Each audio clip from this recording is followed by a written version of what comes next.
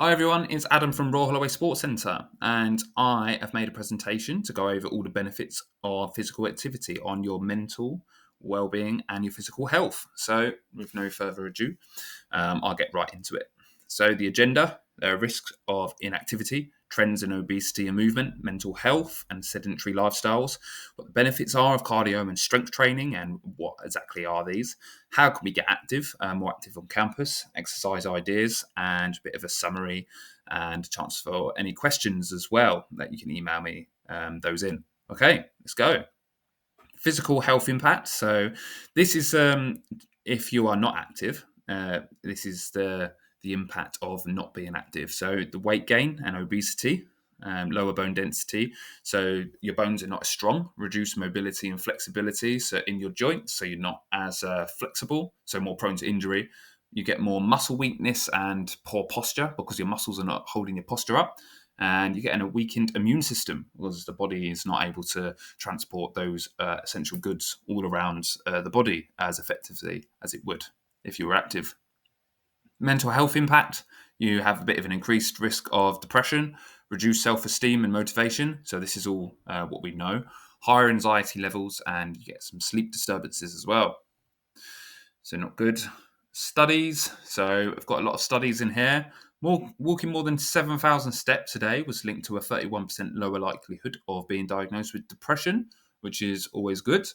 So we've got some big bars in this chart. So on the left, you can see the improvement and the reduction levels. So this is what physical activity can do. So it's a 74% chance of less sleep disturbances, more self-esteem and motivation, rising by 50%. You're more stress resilient, 40%, and depression risk is dropped by 30%. Anxiety levels dropped by 6.6%, which is always good. So some more studies here: replacing 60 minutes of sedentary time with moderate vigorous activity reduce anxiety symptoms by 6%. And some more inactive young people were 6 times more likely to experience anxiety than their active peers. So just this graph alone is a good reason. Even if you're half that, if you sandbag this data, that's worth a shot, isn't it? That's worth a shot. So obesity and activity trends then and now. So adult obesity has doubled from 14% in 1993 to 29% in 2022 to 24. So you can see this lovely graph. At the top, we've got the green bar. That's your fruit and veg. The yellow is your sugar intake, and the processed foods is the purple one. So fruit and veg steadily upwards, which is all good, and then it just dropped off a cliff for some reason in 2020, and it all kind of kicked off in 2020 there. Processed foods went up, so we probably can see the impacts of like COVID and the pandemic there. More people reaching for the goods there, and less fruit and vegetables. So although sugar intake is down, fruit and veg intake is down, and processed food consumption is up, but obesity is massively on the increase. Why physical inactivity matters. So the NHS recommends that adults should do muscle strengthening activities at least 2 days a week.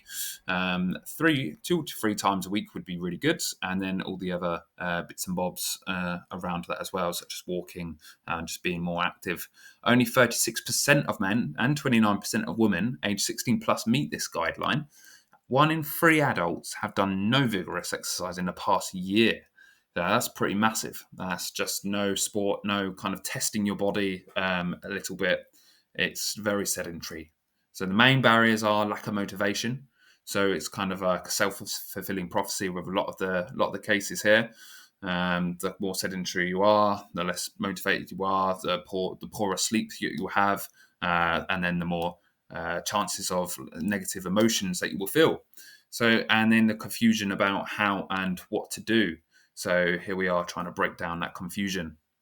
Cardio for mind and body. So what is it? What is cardio? It's an activity that raises the heart rate and breathing, strengthening your heart and lungs. It's also known as aerobic as it uses oxygen. So we're working with oxygen here. So how can cardio help with my mental well-being?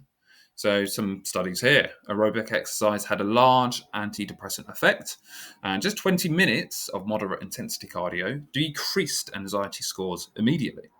So just going for like a vigorous walk or a climb or something like that can decrease your pent-up energy within your body. So then we've got some examples here. This is all stuff that we do. We do like Netball Campus League, and then we do some events. So this is egg and spoon race, give it a go sessions such as dance, pickleball, futsal, and then we've got some football sessions as well that we do. Resistance training for longevity and confidence. So what is it? So it is any exercise where muscles work against an external force. So you can say press ups, you can say sit ups and things. You're working against the ground, squats, lunges, all of that stuff. And then with dumbbells and barbells, and it's just working those muscles. So resistance training led to 21% greater depression reduction. 6 to 12 weeks of resistance training decreased anxiety by up to 20% in this study as well. So all of these studies I can link in the description as well for you to investigate and have a look. Easy ways to get moving: walk more to and from campus during breaks, on your lunch breaks and stuff. Just get up, try and go for a walk, try and get some movement in.